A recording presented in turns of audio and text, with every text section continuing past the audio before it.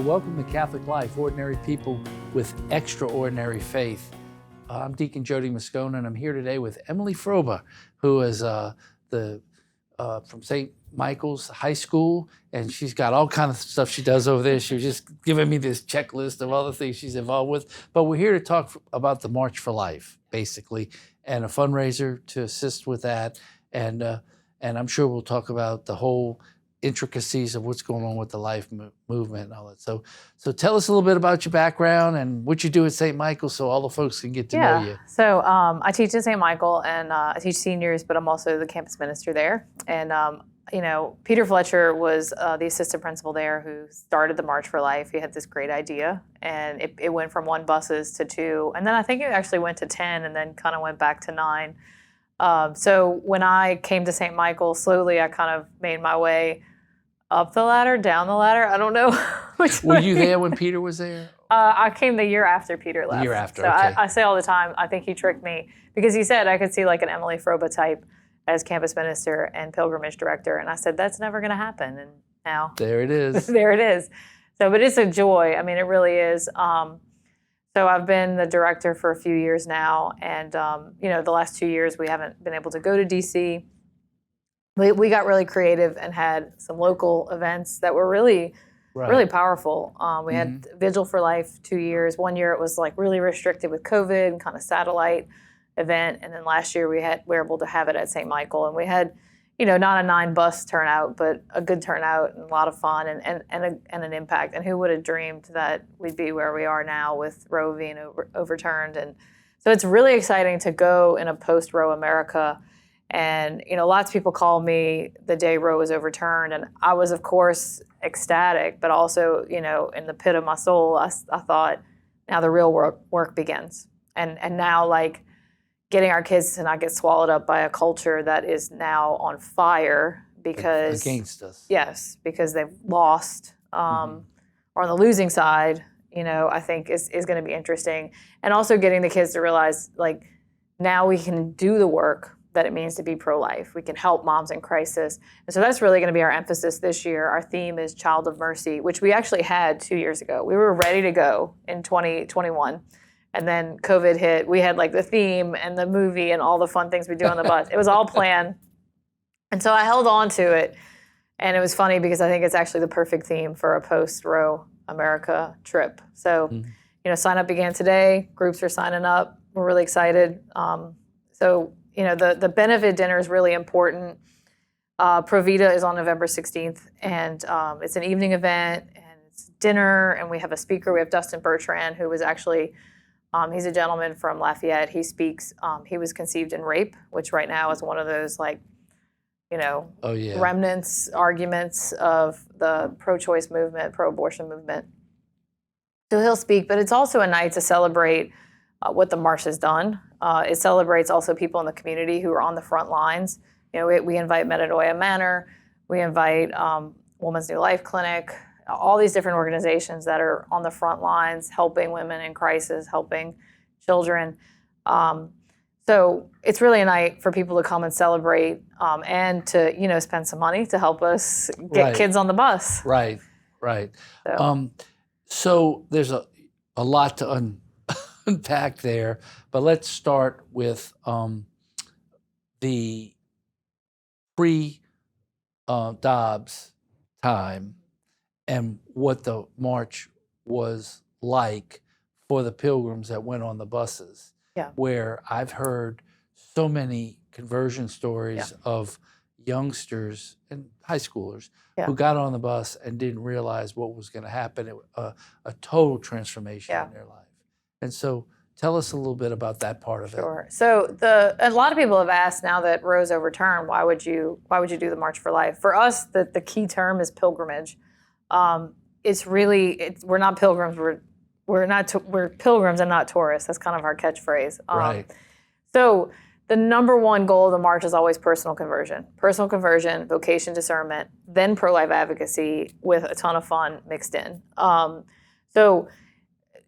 It doesn't matter what laws say if hearts are not changed. And if hearts are not changed, the law does not matter. And so that's really always been the main goal of the March. So I don't think the goal changes. I think the some of the pro-life advocacy changes in terms of helping kids understand, because a lot of kids don't even understand how this happened. Like, what does it mean that abortion's illegal? Where is it illegal?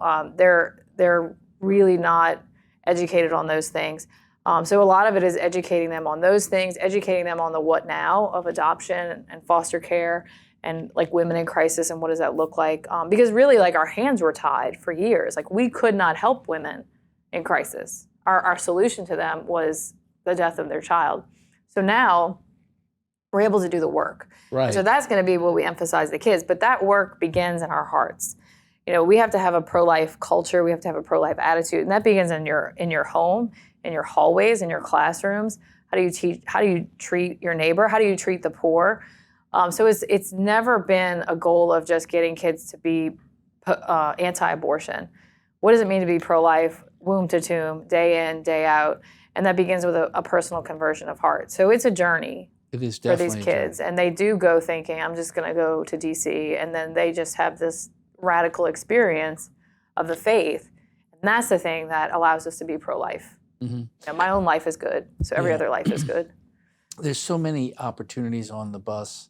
I know when you pick up the sisters and they jump on the bus with y'all, and you have priests on the bus. There's so many opportunities for the pilgrims to interact with the clergy and religious, so that they can experience that they're real people. Yes. You know, and that opens the door to the heart for the conversion that you and to where God's calling them. Because, you know, some people joke that the bus is like a mini church. We have married couples and single people, and we have sisters. And I mean, I have a baby, so we may have a baby on the bus this year.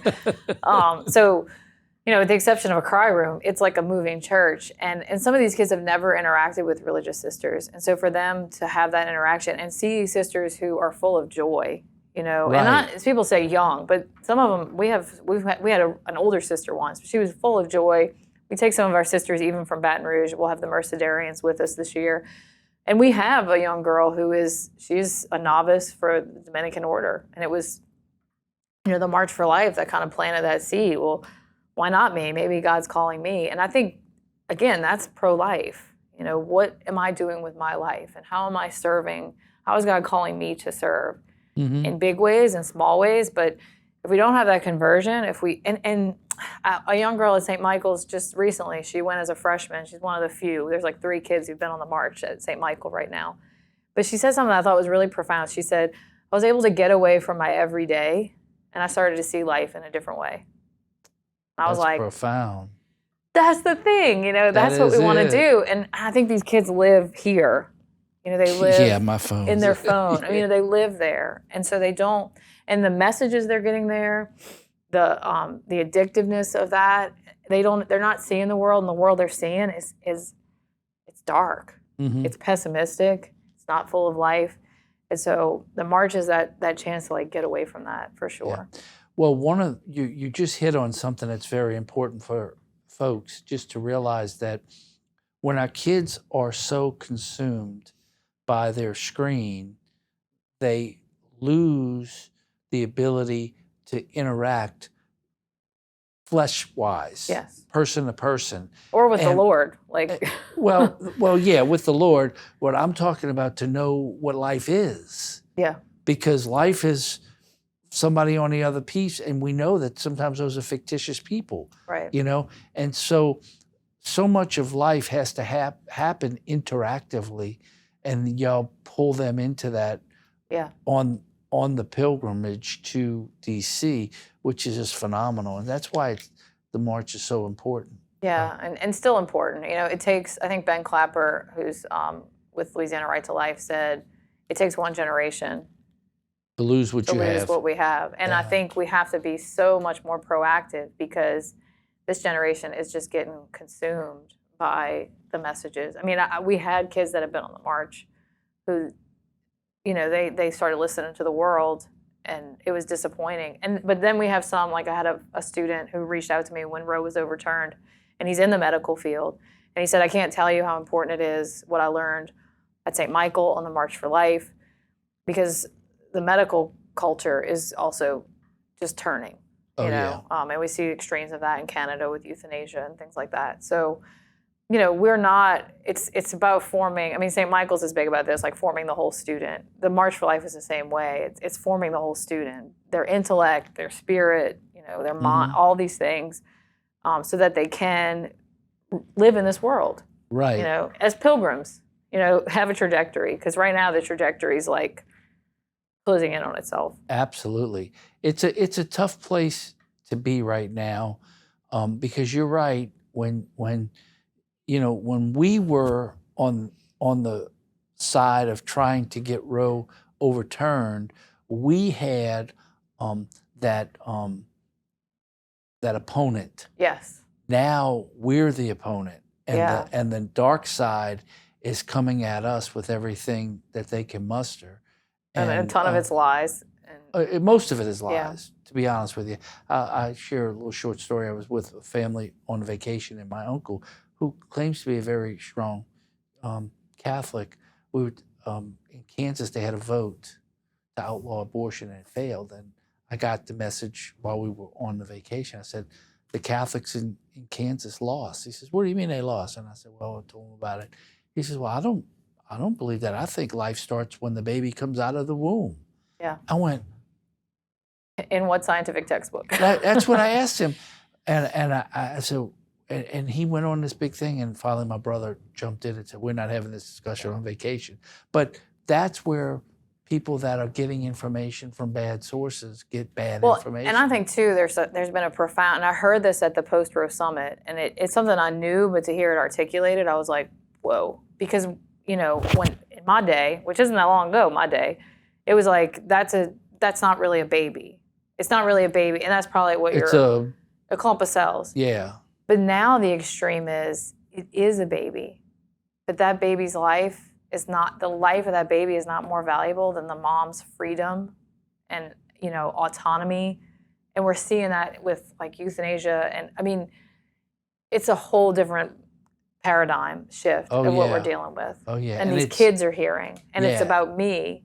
And so the pilgrimage gets them out of that me to see like there's a bigger world. In the history of people, like when you're standing at the tomb of the unknown soldier, you're in Arlington, or you're, standing before Martin Luther King's image, and it's like, this was not about me. This is about others. Like, how can my life be a gift to others? And that's the work of the March for Life, Well, we're going to take a short break, but we're talking about the March for Life. We're talking about how you can help the March for Life, and we're talking about the value of the March for Life. And we're going to take a short break. And when we come back, we're going to rejoin Emily Froeba, who's here from St. Michael's. Stay with us. We'll be right back.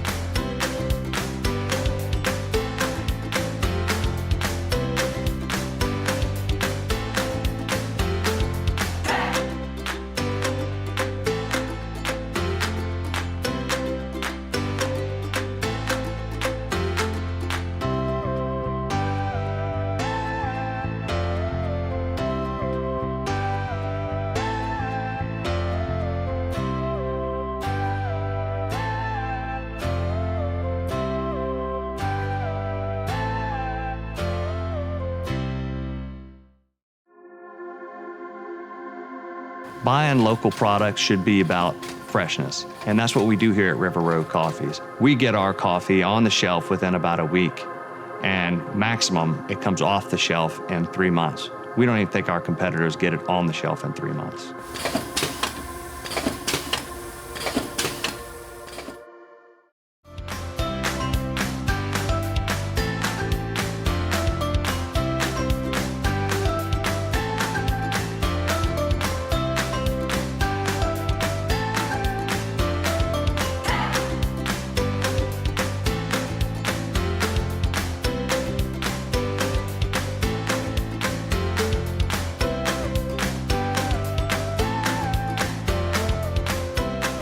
Welcome back to Catholic Life, ordinary people with extraordinary faith. And I'm here with one of those people with extraordinary faith, Emily Froeba. Emily, welcome back. Thank you so much for joining us today. We're talking about the March for Life and all things life. I wanted to, before we jump back in, I want to tell you, the Knights just did a fundraiser to help the New Life, Women's New Life, and all the organizations that do just what you were talking about before the break, which is now we have to gear up to help the people who choose life. And I think our little church raised, I don't know, $8,000 or $10,000 something. So people are stepping up. They're realizing the importance of it in the ways that they know how. So hopefully they'll support the dinner. Yes, hopefully. We need it. Well, because a lot of the costs have the costs are skyrocketing for the march, to do the march this year. Food alone, it's not just doubled, it's like doubled and $2 extra. Yeah, So, wow. But I know, God will take care of it. He's got it. He knew it already, so he's ahead of it. But let's talk about the dinner real quick so we can then reinforce it during the show. Yeah. So when is it? So it is Wednesday, which is really important because if you're a longtime Pro Vita supporter, it's always been a Thursday. So it's a Wednesday night this year, November 16th at St. Michael in our new awesome multi-purpose St. Sebastian Center.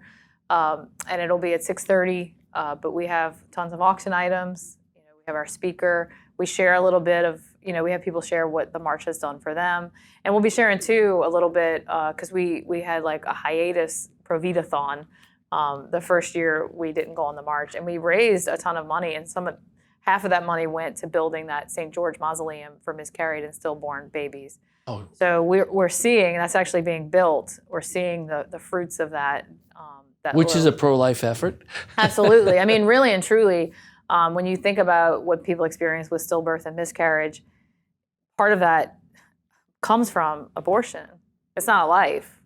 And so if we have this message of like, it's not a life, it's not really a life, then what does that do for people who experience stillbirth, who already feel hidden?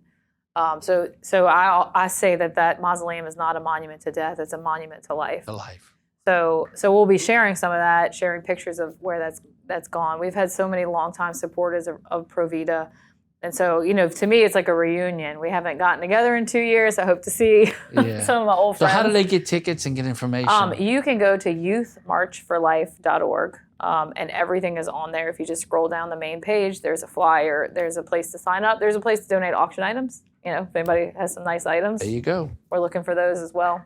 So it's $80 a person, and it's $600 for a table of 8. And so it's a little bit more expensive because things are a little bit more. It's about $600. And all the money goes to help with the march and all the other things. It helps every kid. So, when we figure out our budget, we kind of anticipate a certain amount for Pro Vita, and that comes off of everybody's cost, which includes allowing sisters to come and seminarians, and those people. So definitely helps those kids who are struggling, and then our priests and sisters and religious to be able to come. That's awesome. That's awesome.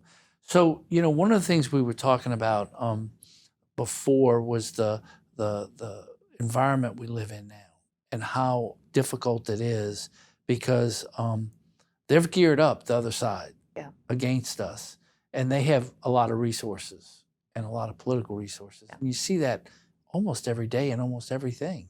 Yeah. It's hard. So I know we have the March for Life, and that's where, but are there other activities that go on? Tell us about them.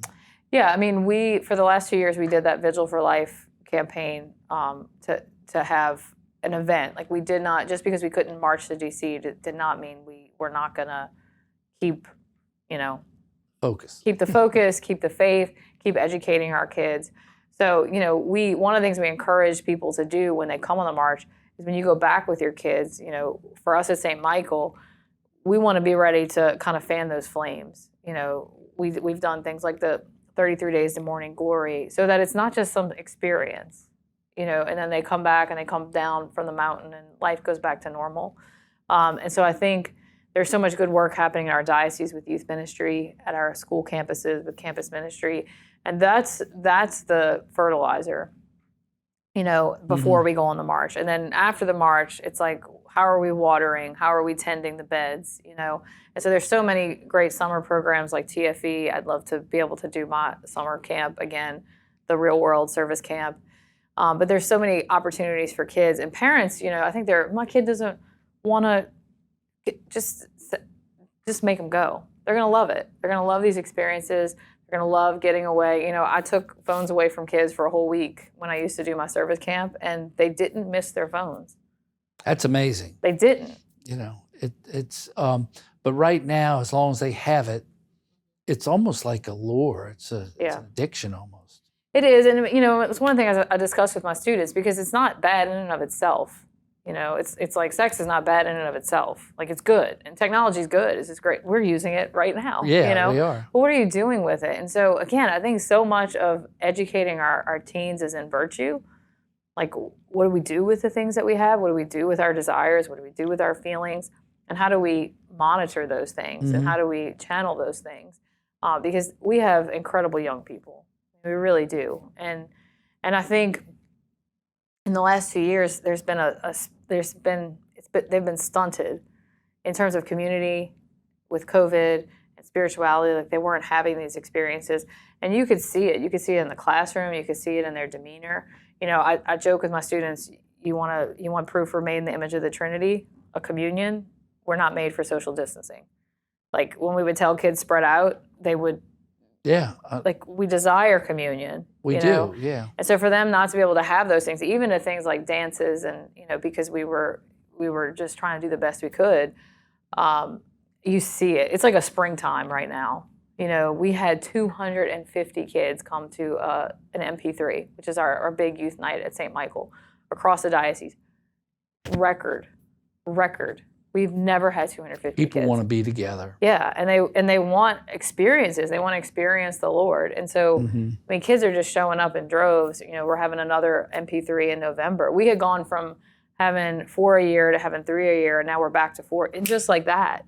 And I think, to me, it's a springtime of activity. It's a springtime of opportunity. It's a springtime of pro-life.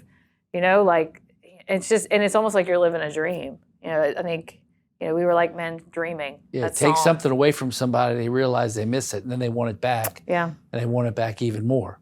For sure. This is awesome. That's great to hear. I'm glad to hear all this excitement about things going on at that high school level because,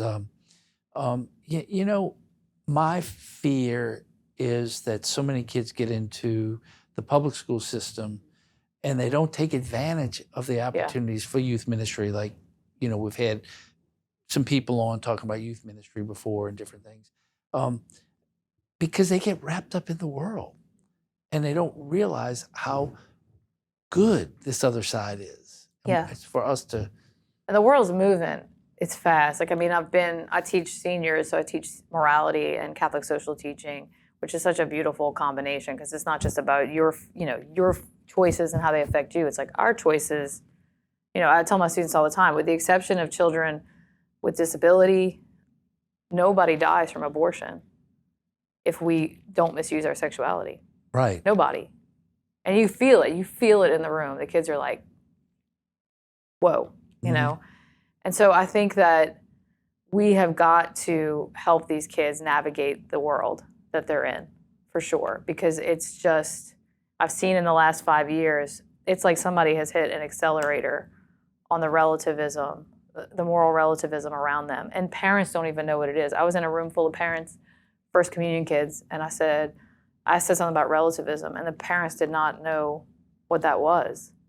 I was like, this is the culture your kids, there is no truth. And if there's no truth, there's no meaning. And that's what, I think that's what Pope Benedict warned against, was this desert of meaninglessness.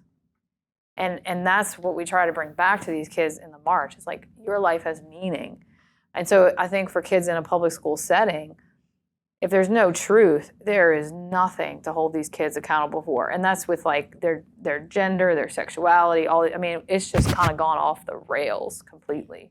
And it's so, I'm going to use the word demonic. It's unbelievable that it all comes from the dark side. And people don't see it as that because they just see it as, oh, that's what's going on. But they don't realize that it's really an attack on them. I think we underestimate the devil's brilliance. I had a former John Lattiser who is in the deacon program now and works here, but he used to work with me, and he said, the devil's brilliant. He sat on the lap of God. He knows all of God's secrets. He uses it against us. And I tell my students all the time, if I'm going to attack man, how do I attack man? Well, I attack marriage, I attack family, I attack sex. And he's doing it, and he's brilliant. Absolutely. But he's not going to win. And the question is, are you going to be on the winning side? Because Because the winning side is the one that's going to be full of life and triumph. The losing side is the one full of death. Man, Emily, you just hit the nail on the head when you said he is not going to win. No. So what side are you going to be on? Devil's a sore loser. He can't win, so he cheats. But don't let him cheat you. Well, we know about cheating. Yeah. Let's talk about the March for Life. We got 2 minutes left. Let's go back over it. The March for Life is so exciting. I remember when the buses lined up here and it's 9 or 10 or 9, whatever it is. And all the kids are so excited. And then you go, and when they come back, they're even more excited. Yeah, it's awesome. It's a fun They're time. They're tired and they're exhausted. But they're happy. Yeah, they are. And it's such an exciting thing. What I'd like for everybody that's watching to know is that the March for Life is available to everybody. It's focused out of St. Michael's, basically, out of convenience and just historically. Yeah. But any body, any high schooler in the diocese can go on the March for Life, and we want you to be empowered to encourage them to do that. Yeah, contact like your local church. Different churches are taking kids. A lot of the some of the Catholic high schools besides us are taking students. And if you're a public school student, we actually have a little letter to the administrator on our website to help that be an excused absence. We're going to the nation's capital. This is we go to the Holocaust Museum. We make those connections between, the civil rights movement, the Holocaust, and what we're doing now. And our kids see it. Our kids see it. They're smart. They're so smart. It's just we got to keep them from getting eaten alive by the world. I'm going to make a plug. If your kids go to public school, please let them go. Yes. Yeah. They need it more than. They need to be a light. They need to be a light in those dark places. We have 2 of our daughters are in a public school for grammar school, middle school, and then my older 2 are at St. Michael. And I tell my kids all the time, like, you have to be a light in the darkness. And even in a Catholic school, there's pockets of and it's parents. So I would encourage parents. If I gave any encouragement, it would be for parents to take their role seriously as the first educators of their kids, the first evangelizers of their kids. Amen for that. Serve with your kid. We're going to end on that note. Thank you so much for joining me today. Thank you. And thank you for joining us today on Catholic Life. We hope that you take this message serious, and we hope that you support the March for Life. Thank you for joining us. Till next time, God bless everyone.